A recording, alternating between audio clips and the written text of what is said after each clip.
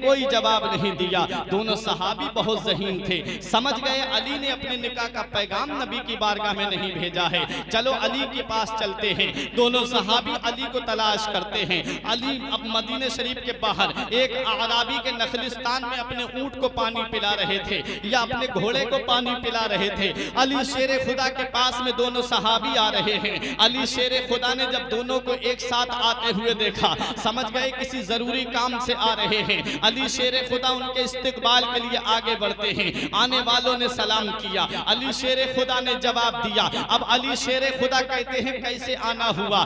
दोनों सहाबी हजरत अबू बकर सिद्दीक, हजरत फारूक आजम कहते हैं अली हम नबी की बारगाह से आ रहे हैं। लोगों ने निकाह के पैगाम भेजे लेकिन नबी ने कबूल नहीं फरमाई। मैं चाहता हूं कि तुम अपने निकाह का पैगाम नबी की बारगाह में भेजो, तुम अपने निकाह का पैगाम लेकर के जाओ। अली शेरे खुदा की आंखों में आंसू आ गए। बोले जब हम 7 दिन के या 14 दिन के थे तब नबी ने अपनी आगोश में लेकर के कहा था कि अली को आज मैं अपनी तरबियत में ले रहा हूं, अली को आज मैं अपनी सोहबत में ले रहा हूं। आज से अली मेरे पास रहेगा, आज से अली मेरी सोहबत में रहेगा, आज से अली मेरी तरबियत में रहेगा। हजरात गिरामी, मेरे आका हुजूर सल्लल्लाहु अलैहि वसल्लम, नारे तकबीर, नारे रिसालत, नारे गौसियत, शहीनशाही तन्नुम ताहिर रजा रामपुरी, शहीनशाही तन्नुम ताहिर रजा रामपुरी, नारे तकबीर, नारे रिसालत। देखिए हजरात, शायर इस्लाम मद्दाही खैरुल अनाम बुलबुल बाग़ मदीना जनाब अलहाज ताहिर रजा रामपुरी साहिब किबला की आमद हो चुकी है। करबला शरीफ का वहाँ का मंजर ताहिर रजा रामपुरी ने अपनी आंखों से देखा है। नहरे फुरात के पास में खड़े होकर के हमारे ताहिर भाई ने वहाँ पर कलाम भी पढ़ा है। जी जी, मैं करबला का बयान आपके सामने करूंगा, इंशाअल्लाह मेरी तायीद करेंगे ताहिर रजा रामपुरी साहिब किबला। पहले समझ ले आप, मेरे आका के दोनों सहाबी अबू बकर सिद्दीक हजरत उमर कहते हैं अली तुम अपने निकाह का पैगाम लेकर के जाओ। हजरत अली ने कहा कि हम कैसे कह दे नबी की बारगाह में 7 दिन के या 14 दिन के थे तब नबी ने अपनी गोद में लेके कहा था आज से अली मेरे पास रहेगा।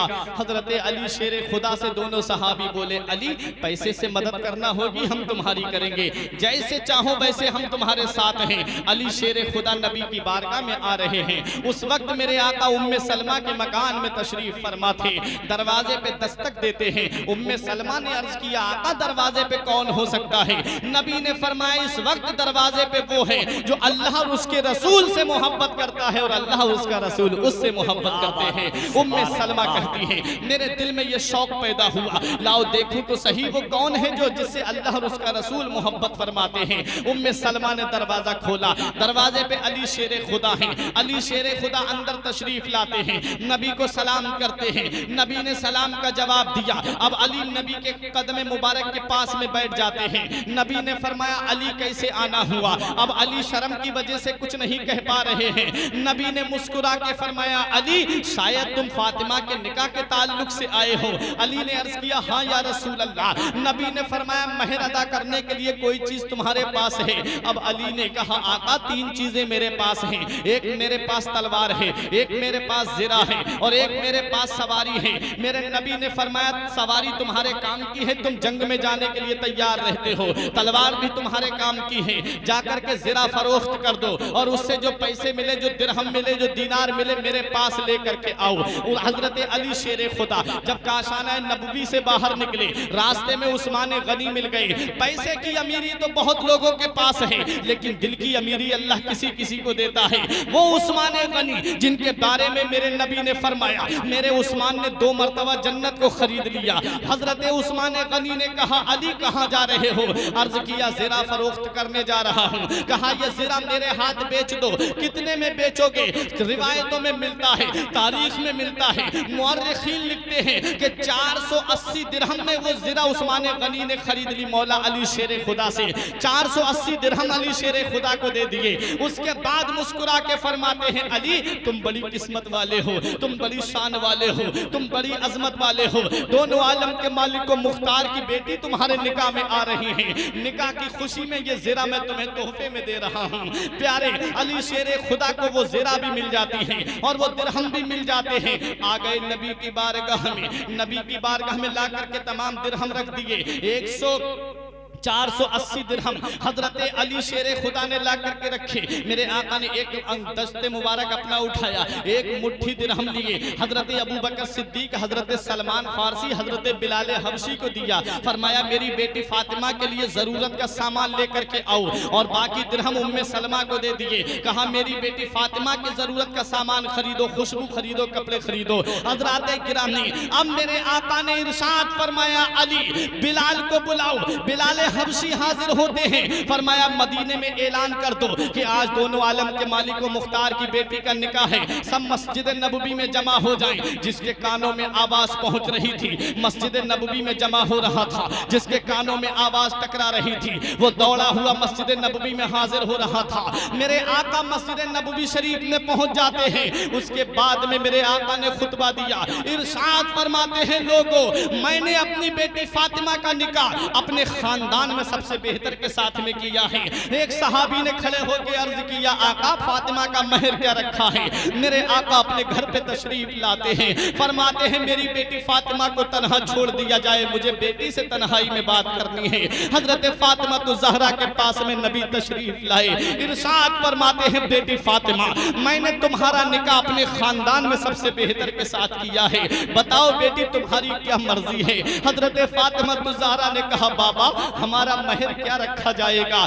मेरे आका ने आंखों में आंसू भर के कहा बेटी फातिमा तू खूब जानती है अली गरीब है, अली दौलत मक्के में छोड़ आया, अली प्रॉपर्टी मक्के में छोड़ आया, अली जमीन जायदाद मक्के में छोड़ आया। ए मेरी बेटी फातिमा, अली ने मेरी मोहब्बत में हिजरत करके मदीना आ गया है, अली गरीब है, अली महर तुझे कैसे देगा? हजरत फातिमा ने कहा बाबा हमें महर अली से नहीं लेना है, आपसे लेना है। मेरे नबी ने कहा फरमाया बेटी फातिमा जब से खदीजतुल कुबरा का विसाल हुआ है तूने आज तक हमसे किसी चीज का सवाल नहीं किया, तूने आज तक हमसे कुछ नहीं मांगा, आज पहली बार मेरी बेटी तूने हमसे कुछ मांगा है। मांग मेरी बेटी, तेरा वालिद तुझे देगा, मांग मेरी बेटी क्या चाहती है? हजरत फातिमा ने आंखों में आंसू भर के कहा मेरे बाप, अब मेरे वालिद, मैं आपसे जमीन का सवाल नहीं करूंगी, मैं आपसे जायदाद का सवाल नहीं करूंगी। फरमाया मांग मेरी बेटी क्या मांगती है? हजरत फातिमा ने रो के कहा बाबा मैंने आपको रातों रात उम्मत के गम में रोते हुए देखा है, मैंने रातों रात आपको रब की बारगाह में दुआ करते देखा है, रब्बे हबली उम्मती, मौला मेरी गुनाहगार उम्मत को बख्श दे। अम्मा आका रब की बारगाह में अर्ज कीजिए कि परवरदिगार आलम मुझे आपकी गुनाहगार उम्मत की शफाअत करने का हक क़यामत में अता फरमा दे। जिब्राईल अलैहिस्सलाम हाजिर होते हैं, आका की बारगाह में अर्ज करते हैं आका अपनी बेटी फातिमा से फरमा दीजिए कि अल्लाह तबारक व तआला ने उसकी इस अर्जी को कबूल फरमा लिया है, फातिमा क़यामत में नाम लेती जाए जन्नत में दाखिल मैं करता। सुभान अल्लाह, सुभान अल्लाह। नारे तकबीर, नारे रिसालत, नारे गौसियत, मसलके आला हजरत उर्से सुल्तानी अजहरी का बेटी, नारे तकबीर, नारे रिसालत, सुभान अल्लाह। अब मेरे आका हुजूर सल्लल्लाहु ताला अलैहि वसल्लम अपनी बेटी फातिमा को रुखसत करते हैं।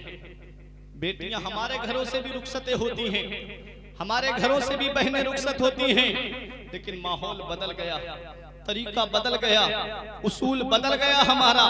आज हम अपनी बेटी को रुखसत करते हैं तो क्या नसीहत करके भेजते हैं, बेटी परेशान मत होना, अगर तुझे तेरी ससुराल में कोई परेशानी आए तो हमें बता देना, लेकिन कुर्बान जाओ मदीने वाले मुस्तफा पे, कुर्बान जाओ नबी की सीरत मुकद्दसा पे। नबी इरशाद फरमाते हैं बेटी फातिमा आज तुम हमारे घर से जा रही हो, बेटी कल जब मैदान क़यामत में तुम्हारी और हमारी मुलाकात हो तो बेटी हमसे इस हाल में मिलना कि तेरा शौहर अली तुझसे राजी हो, जी तेरा शौहर तुझसे राजी हो। मेरे आका ने अपनी बेटी फातिमा को जब ये नसीहत फरमाई तो हजरत फातिमा ने अर्ज किया बाबा अली कैसे राजी होंगे? नबी ने फरमाया बेटी फातिमा जब जब अली घर में दाखिल हो उनको पहले सलाम तुम कर, सुभान अल्लाह, सुभान अल्लाह, पहले सलाम तुम कर लेना, तुम्हारे शौहर तुमसे राजी रहेंगे। हजरात गिरामी, अब मेरे आका ने अपनी बेटी फातिमा को रुखसत किया, और जिस वक्त मेरे नबी ने अपनी बेटी फातिमा को रुखसत किया था उस वक्त एक चादर उड़ाई थी मेरे आका ने। हजरत अली शेर खुदा कहते हैं जो चादर ओढ़ करके फातिमा मेरे घर आई थी, मैंने उनके चादर पे लगे पेबंद जब गिने थे तो वो 17 पेबंद थे। अल्लाह 16 पेबंद कपड़े के लगे हुए थे, 17वां पेबंद ऊंट की खाल का लगा हुआ था। मेरे आका ने अपनी बेटी फातिमा को मुख्तसर सा जहेज दिया, एक चारपाई दी, मेरे आका ने एक चक्की दी, 2 मिट्टी के घड़े दिए, मिट्टी के गिलास दिए। मेरे आका हुजूर सल्लल्लाहु ताला अलैहि वसल्लम ने एक मश्क दी पानी लाने के लिए, ये मुख्तसर सा जहेज दिया। अबू बकर सिद्दीक ने अर्ज किया, आका दोनों आलम के मालिक व मुख्तार की बेटी है, तमाम नबियों के सरदार की बेटी है, दोनों जहान के मालिक व मुख्तार की लाडली है। आका ये मक्के के सरदार क्या कहेंगे, मदीने के सरदार क्या कहेंगे कि दोनों आलम के मालिक व मुख्तार की बेटी और उसका मुख्तसर सा जहेज। मेरे आका ने इरशाद फरमाया, ऐ अबू बकर, मैं अपनी उस गरीब उम्मत को देख रहा हूँ, मैं उस गरीब बाप को भी देख रहा हूँ जिसके घर में कई कई बेटियां होंगी, वो इतना भी देने के लिए लायक नहीं होगा।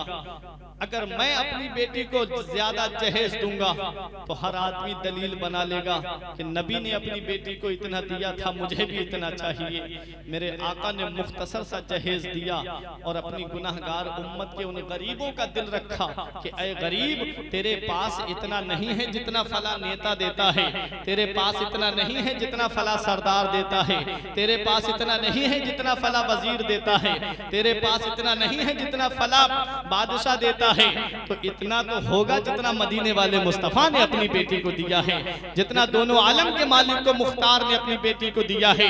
अपनी बेटी को मुख्तसर सा जहेज देकर के मेरे आका उन गरीबों का दिल रख रहे हैं कि जिनके घर में कई कई बेटियां होंगी, एक बेटी की शादी करने के बाद में इतना कर्ज उनके सर हो जाएगा कि वो और बेटियों के हाथ पीले नहीं कर पाएंगे।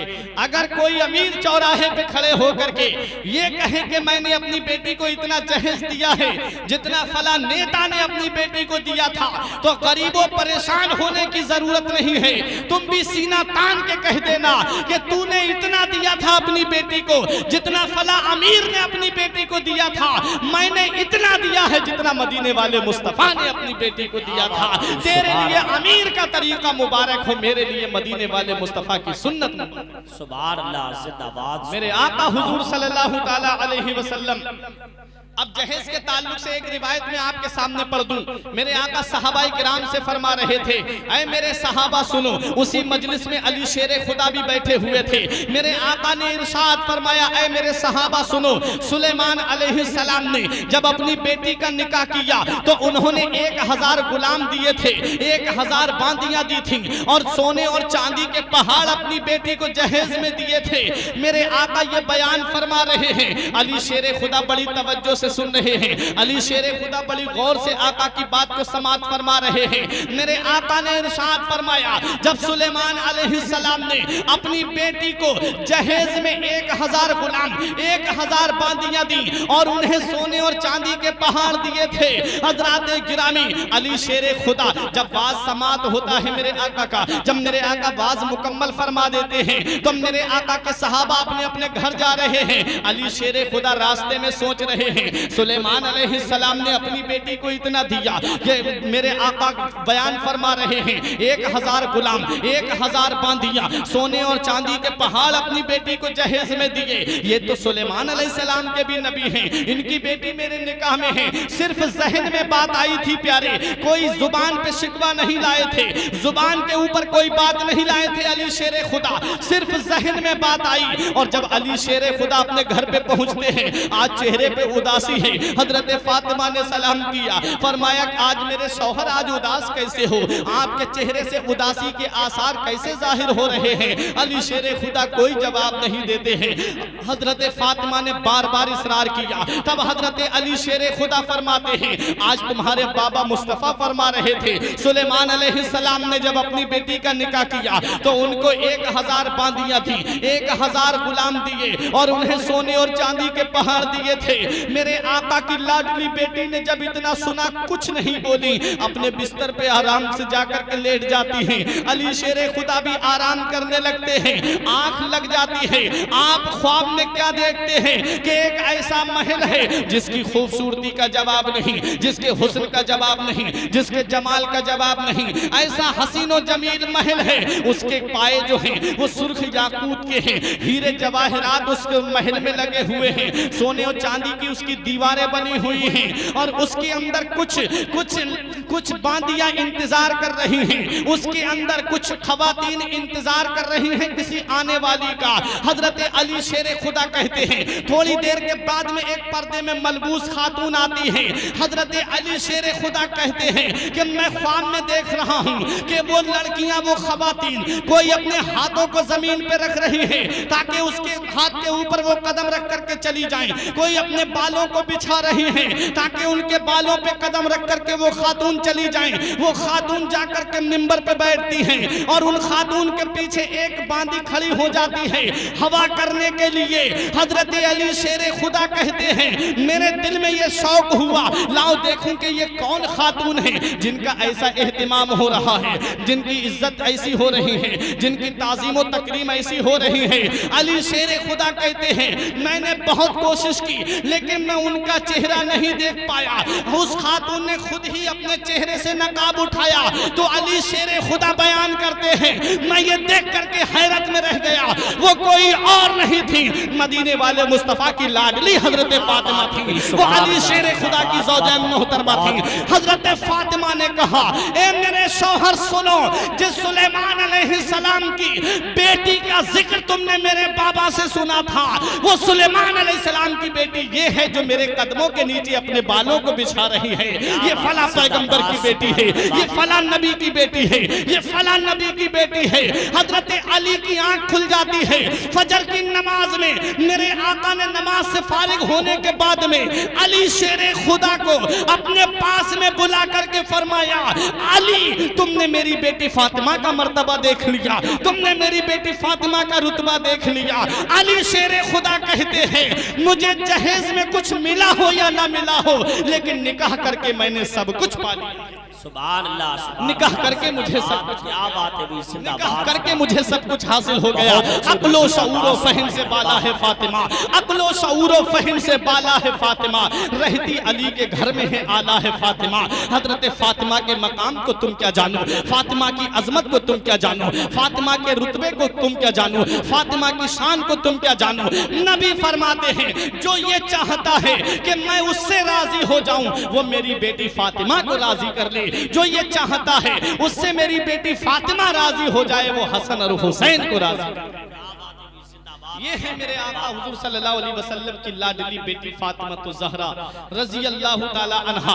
जब ये दो समंदर आपस में मिलते हैं, अब 27वां पारा सुनो, 27वां पारा रुकू नंबर 10 सूरह रहमान। अल्लाह इरशाद फरमाता है, मरजल बहरैन यल्तक़ियानी बैनहुमा बरज़खुल ला यबग़ियान, कि जब दो समंदर आपस में मिलते हैं, यखरुजु मिनहुमा लुअलुअ वल मरजान, तो उससे लूलू और मरजान पैदा होते हैं। ये लूलू और मरजान एक किस्म के हीरे का नाम है। हजरात गिरामी, अल्लाह कुरान में फरमा रहा है, जब दो समंदर आपस में मिलते हैं तो उनसे लूलू और मरजान पैदा होते हैं। वो लूलू और मरजान क्या हैं? मुफस्सिरीन किराम फरमाते हैं इसी आयत की तफसीर में कि तुम जानते हो वो दो समंदर क्या हैं, तुम जानते हो लूलू और मरजान क्या हैं? फरमाते हैं मुफस्सिरीन किराम, एक समंदर का नाम हजरत अली है और एक समंदर का नाम हजरत फातिमा है। और जब ये दोनों समंदर आपस में मिले तो उनसे जो लूलू और मरजान पैदा हुए, एक का नाम इमाम हसन है, एक का नाम इमाम हुसैन है,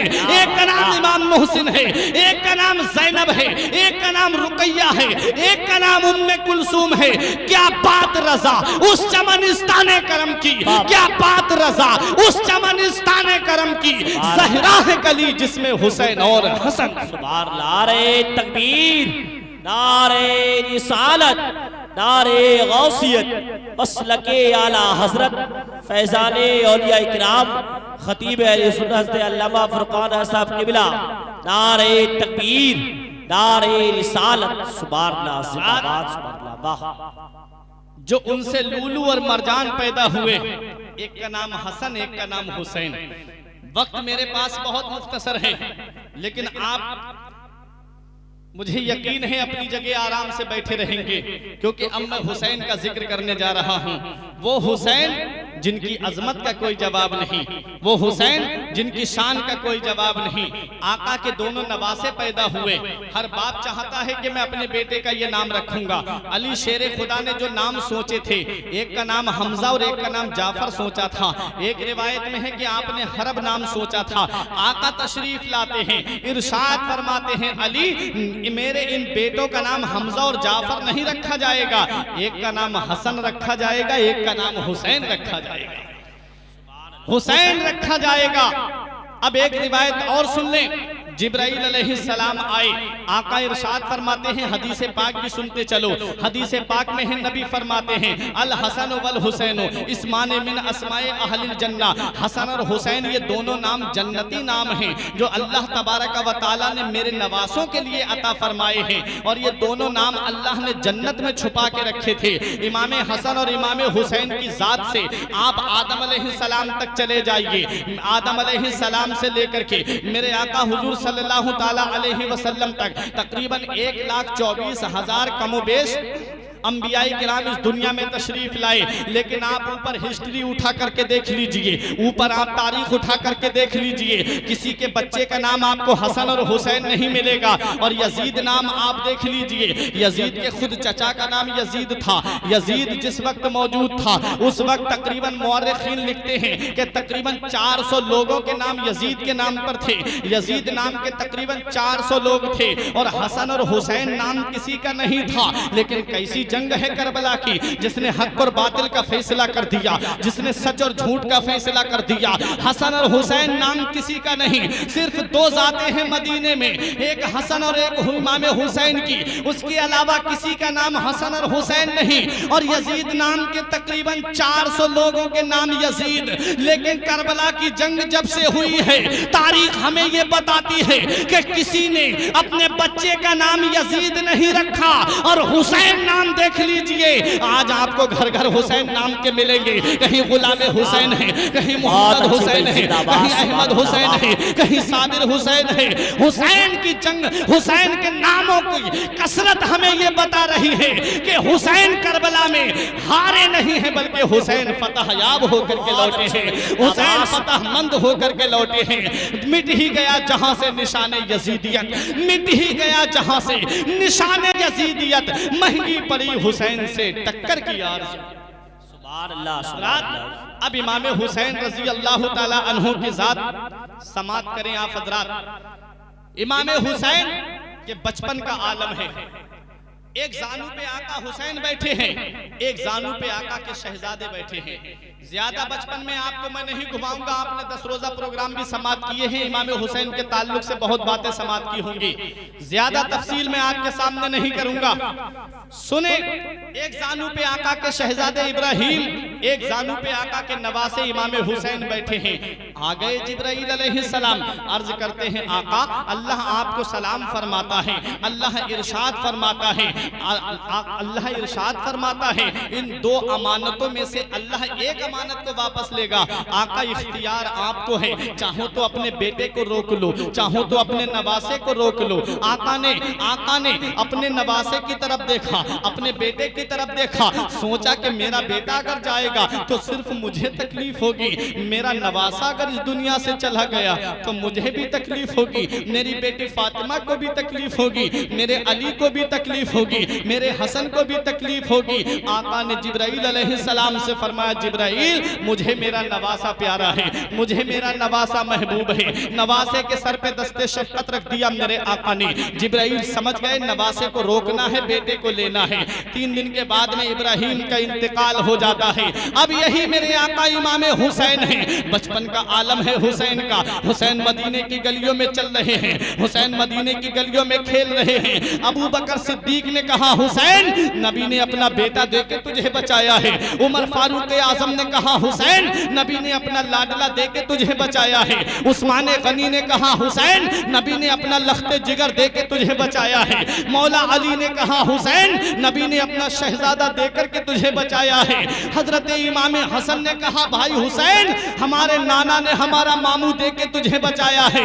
हजरत फातिमा ने कहा बेटा हुसैन, मेरे बाबा ने मेरा भाई देकर के तुझे बचाया है, अब यही मेरा आका हुसैन है। उम्र परवान चढ़ती जा रही है। 25 के करीब जब उम्र पहुंचती है मेरे आका इमाम हुसैन की, कैसे इस्लाम फैला रहे हैं मेरे आका इमाम हुसैन। जब सर जिस्म से लगा हुआ है तब भी इस्लाम की खिदमत कर रहे हैं, सर तन से जुदा है तब भी इस्लाम की खिदमत कर रहे हैं। 25 साल की कलियल जवानी है मेरे आका इमाम हुसैन की। बराबर में एक यहूदी का मकान है, बराबर में एक गैर मुस्लिम का मकान है। हुसैन के घर में कूड़ा डालता है, हुसैन के घर में गंदगी डालता है, लेकिन मेरा हुसैन उससे कुछ नहीं कहता, मेरे हुसैन उससे कुछ नहीं कहते।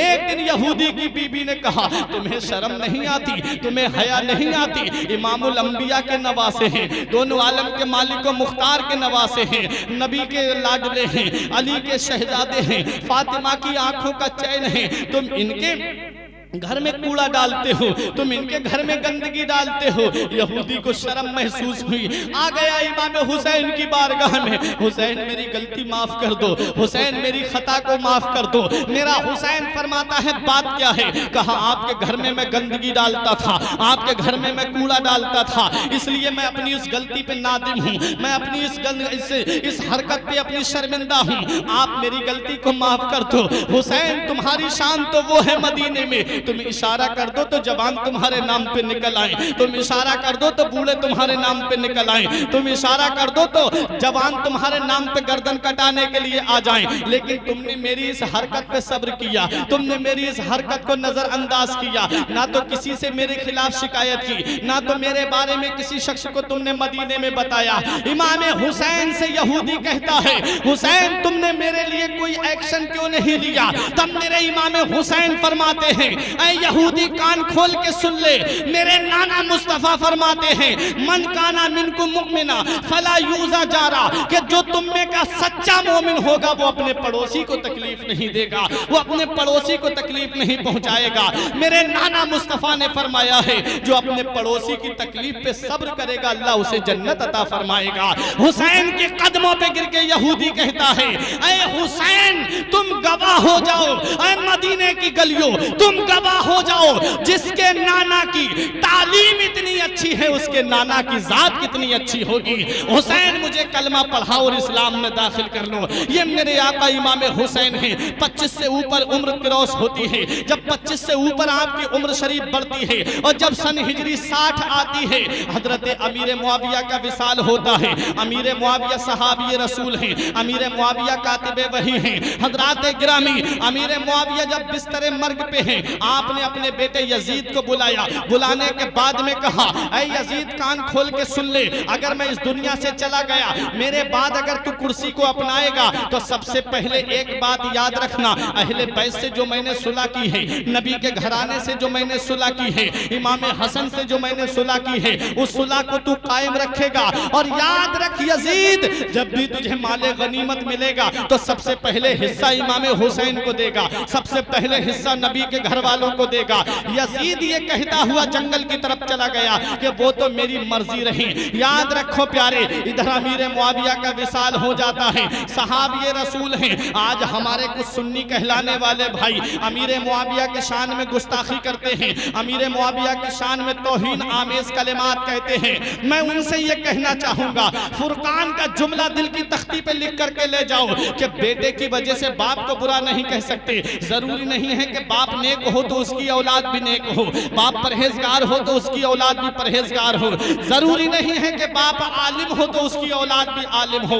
हमने जाहिलों के घरों में आलिम पैदा होते हुए देखे हैं, हमने आलिमों के घरों में जाहिल पैदा होते हुए देखे हैं। अमीर मुआविया सहाबी रसूल हैं जिनके बारे में बहुत सी अहादीस करीमा शाहिद हैं। हजरत अमीर मुआविया का विसाल होता है, इधर यजीद तख्त पे बैठता है और जब यजीद तख्त पे बैठा वो जानता था मक्के के लोग भी मेरी बैत कर लेंगे, मदीने के लोग भी मेरी बैत कर लेंगे, कूफे और बसरे के लोग भी मेरी बैत कर लेंगे। अगर 4 लोगों ने मेरी बैत कर ली तो सब मेरी बैत को कबूल कर लेंगे। वो 4 लोग कौन थे, वो 4 शख्सियतें कौन सी थी, वो 4 जात कौन सी थी? एक थे हजरत इमाम हुसैन, एक थे हजरत अब्दुल्ला इब्ने उमर, एक थे हजरत अब्दुल्ला इब्ने जुबैर, एक थे हजरत अब्दुर्रहमान इब्ने अबू बकर, एक अबू बकर सिद्दीक के बेटे हैं, एक उमर फारूक आजम के बेटे हैं, एक हजरत जुबैर के बेटे हैं और चौथे अली शेर खुदा के बेटे हैं। और यजीद ने सबसे ज्यादा जो दबाव डाला था वो इमाम हुसैन के ऊपर डाला था कि ये सिबते रसूल हैं, ये नवासाए रसूल हैं, अगर इन्होंने मेरी बैअत कर ली तो मदीने के लोग और मक्के के लोग बगैर शर्त के मेरी बैअत कबूल कर लेंगे। इमाम हुसैन के पास में जब बुलावा आया कि चलो तुम्हें वलीद ने बुलाया है, हुसैन दरबार में पहुंचे, वहां मरवान बैठा हुआ था। ये मरवान कौन है? जितनी जंगे हैं सब में मरवान का हाथ है। तारीख उठा के देखो, जब मरवान पैदा हुआ तो इसका बाप लेके आया था नबी की बारगाह में, इसके लिए दुआ कर दीजिए। नबी ने फरमाया बज़गुल इब्नुल बज़ग, अरे ये तो गिरगिट का बेटा गिरगिट है, तुम इसके लिए दुआ कराने के लिए आए हो। प्यारे तारीख उठा के देखो, मरवान का हर जंग में हाथ निकला। उस्मान गनी की शहादत में मरवान का हाथ, अली शेर खुदा की शहादत में मरवान का हाथ, करबला के वाक़े में मरवान का हाथ। ये मरवान गिरगिट की तरह रंग बदल लिया करता था। आओ जरा तारीख उठा करके देखो, यजीद का जब दावत, यजीद का जब बैअत का मुतालबा इमाम हुसैन के पास में पहुंचा, तब मेरे हुसैन ने फरमाया यजीद जानी है, यजीद शराबी है, मेरा हाथ पाक है, मैं नापाक के हाथ में अपना हाथ नहीं दे सकता। समझाने के लिए एक मिसाल आपको दे दूं, आप मस्जिद में इमाम रखते हो, आपके यहाँ भी इमाम हैं, हमारे यहाँ भी इमाम हैं, ताहिर रजा रामपुरी के यहाँ पर भी इमाम हैं, लेकिन इमाम के अंदर अगर कोई फॉल्ट आप देखते हो, इमाम के अंदर कोई कमी देखते हो, तो आप क्या कहते हो, मैं इसके पीछे नमाज नहीं पढ़ूंगा। आपका इमाम दाढ़ी अगर हद शरा से कम रखे, अगर उसकी दाढ़ी कटी हुई हो, आपको पता चल जाए, आप उसके पीछे नमाज नहीं पढ़ोगे। आपका इमाम शराब न पिए, जाकर के सिर्फ शराब के दुकान के सामने कुर्सी डाल के बैठ जाए, तुम्हें पता चल जाए, तुम उसके पीछे नमाज पढ़ना गवारा नहीं करोगे। आपका इमाम जुआ ना खेले, जहां जुआ होता हो वहां जाके सिर्फ बैठ जाए, तब आपका ज़मीर गवारा नहीं करेगा उसके पीछे नमाज पढ़ने के लिए। ये मस्जिद में जो इमाम रखा जाता है, ये इमामत सुगरा का मनसब है, ये छोटी इमामत है। मेरा हुसैन तो इमामत कुबरा के मनसब पे फाइज है, मेरा हुसैन तो बड़ी इमामत के मनसब पे फाइज है। इमामत कुबरा का मनसब मेरे हुसैन को हासिल है। जब छोटे इमाम के अंदर आप हल्का सा फाल्ट देख लो, तब उसके हाथ में अपना हाथ नहीं देते, तब उसकी इक्तिदा करने के लिए तुम तैयार नहीं होते। मेरा हुसैन तो यजीद के जिना के बारे में भी जानता है, मेरा हुसैन तो यजीद की शराब नोशी के बारे में भी जानता है, मेरा हुसैन तो यजीद के मुहर्रमात से निकाह के जायज होने के बारे में भी कहते के बारे में जानता है। मेरा हुसैन ये भी जानता है, यजीद कहता है कि सगी बहन से निकाह कर सकते हैं, मेरा हुसैन ये भी जानता है कि यजीद शराब का आदी हो गया है, मेरा हुसैन ये भी जानता है कि यजीद अपने दरबार में रंडियां नचाता है। ये सारी बातें मेरा हुसैन जानता था। अब बताओ, ऐसे फासिक के हाथ में मेरा हुसैन हाथ कैसे दे देता? ऐसे गुनाहगार के हाथ में मेरा हुसैन अपना हाथ कैसे दे देता? मेरे हुसैन ने फरमाया, ऐ मरवान सुन ले, हुसैन अपना घर बार तो दे सकता है, हुसैन अपना सर तो दे सकता है, लेकिन फासिक के हाथ में अपना हाथ नहीं दे सकता।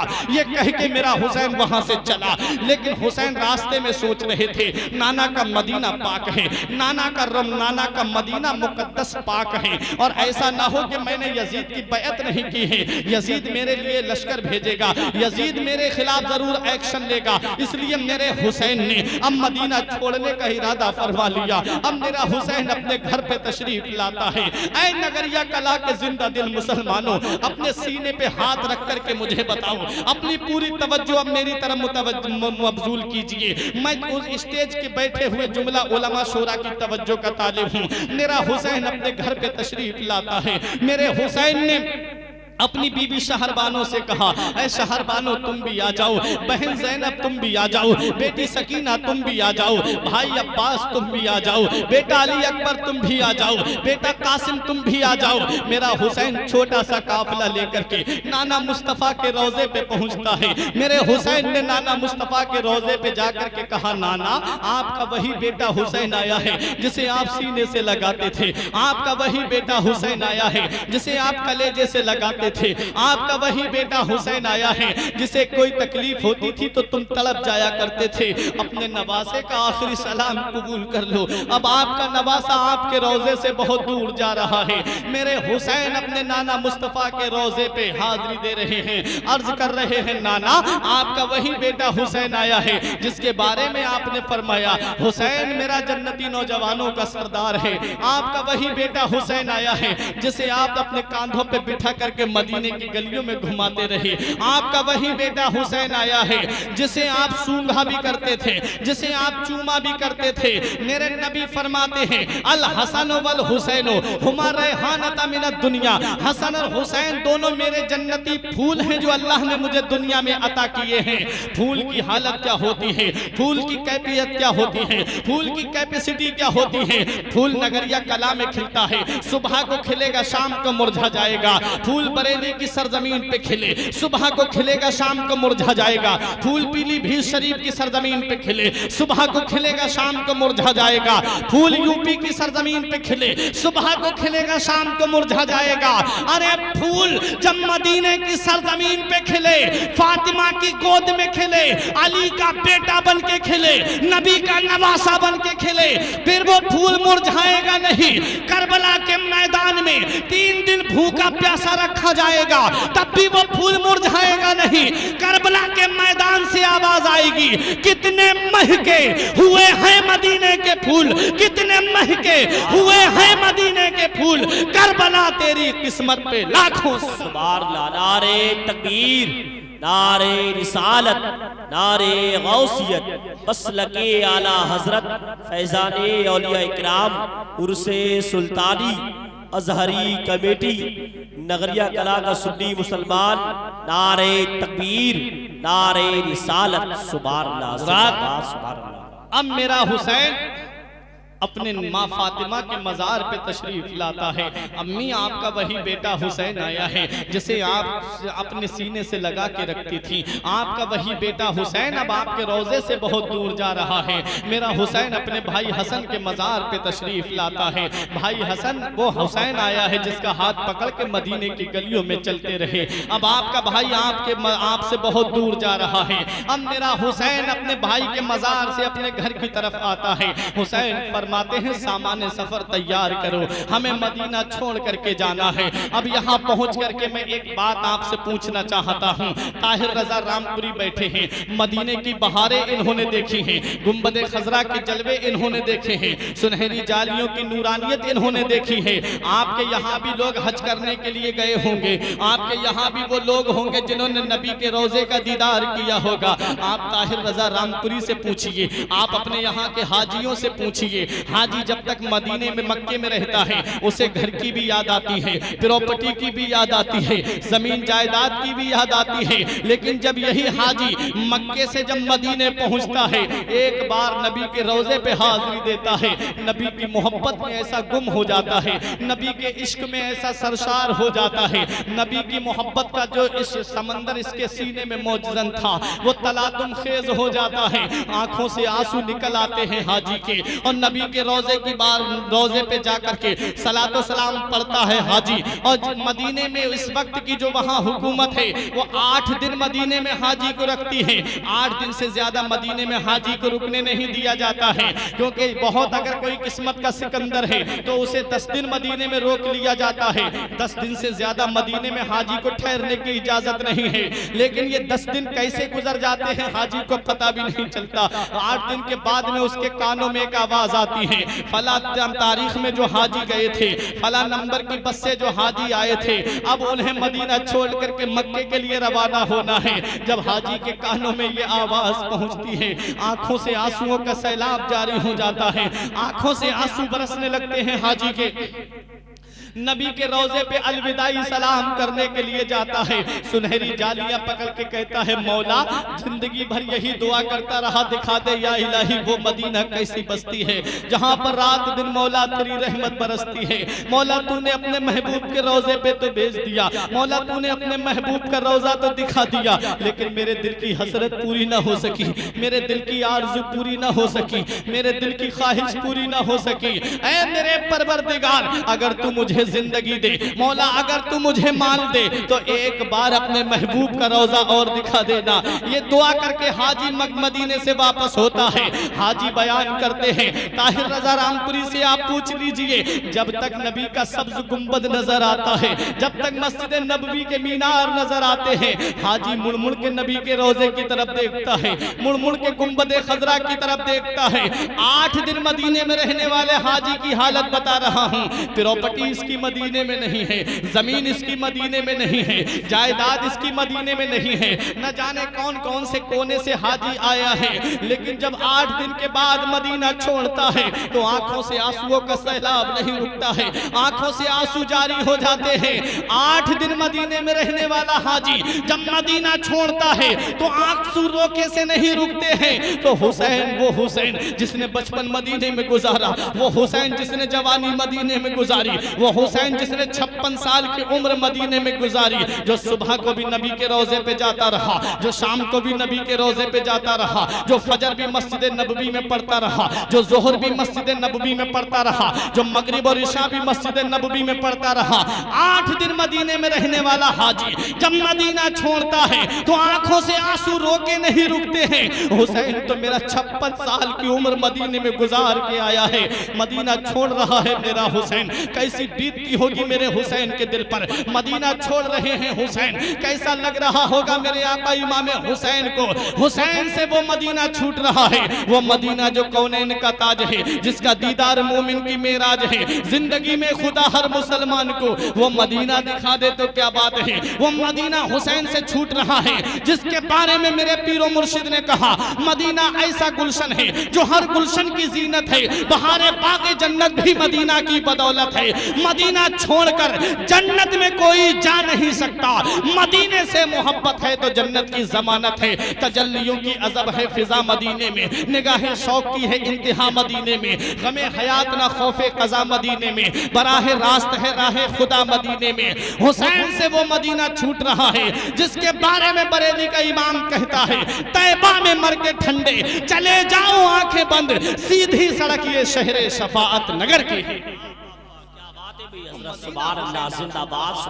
ये इस्लाम कैसा प्यारा मजहब है कि जब इस इस्लाम को फैलाना हुआ तो हुसैन के नाना ने मक्का छोड़ा था और मदीने में आ गए थे, और जब इस इस्लाम को बचाने की बात आई है तो हुसैन ने मदीना छोड़ दिया है और मक्के में आ गए हैं। हुसैन जब मक्के में पहुंचे, हुसैन मक्के में जब पहुंचे, शहरे रसूल पाक का जीना उदास है, करबल चले हुसैन मदीना उदास है। बानों ने शह से अर्ज की नाना दुहाई है, जाता है दूर दर से नवासा उदास है। हुसैन अपने नाना की चौखट को बोसा दे करके अब बचपन की वो बात याद कीजिए। हुसैन के ऊपर मेरे नबी ने अपने लाडले बेटे को कुर्बान किया। नबी ने फरमाया, जिब्राइल मुझे मेरा नवासा प्यारा है, मेरे बेटे का इंतकाल हो जाए। अबू बकर सिद्दीक ने कहा, हुसैन नबी ने अपना बेटा दे के तुझे बचाया। उमर ने कहा, हुसैन नबी ने अपना लाडला दे के तुझे बचाया। उस्मान गनी ने कहा, हुसैन नबी ने अपना लख्ते जिगर दे करके बचाया। जब हुसैन 56 साल की उम्र के करीब होते हैं, नाना की चौखट को बोसा देके नाना की बारगाह में अर्ज करते हैं, मेरे नाना आपने एक बेटा दे करके हुसैन को बचाया था, हुसैन पूरा खानदान दे के तुम्हारा दीन बचाएगा, हुसैन पूरा तमाम बेटे दे करके तुम्हारा मजहब बचाएगा, हुसैन अपने घर बार दे देगा, तुम्हारा मजहब बचाएगा, हुसैन तुम्हारी शरीयत की हिफाजत करेगा। और जब मेरा हुसैन करबला के मैदान में पहुंचा, कभी वक्त मिलेगा तो मुझसे मुकम्मल तारीख करबला आपको सुनाऊंगा, क्योंकि मेरे बाद शायर इस्लाम ताहिर रजा रामपुरी को भी समाप्त करना है, इनका भी मुझे भरपूर ख्याल रखना है, इसलिए डायरेक्ट करबला के मैदान में लेकर के चल रहा हूं।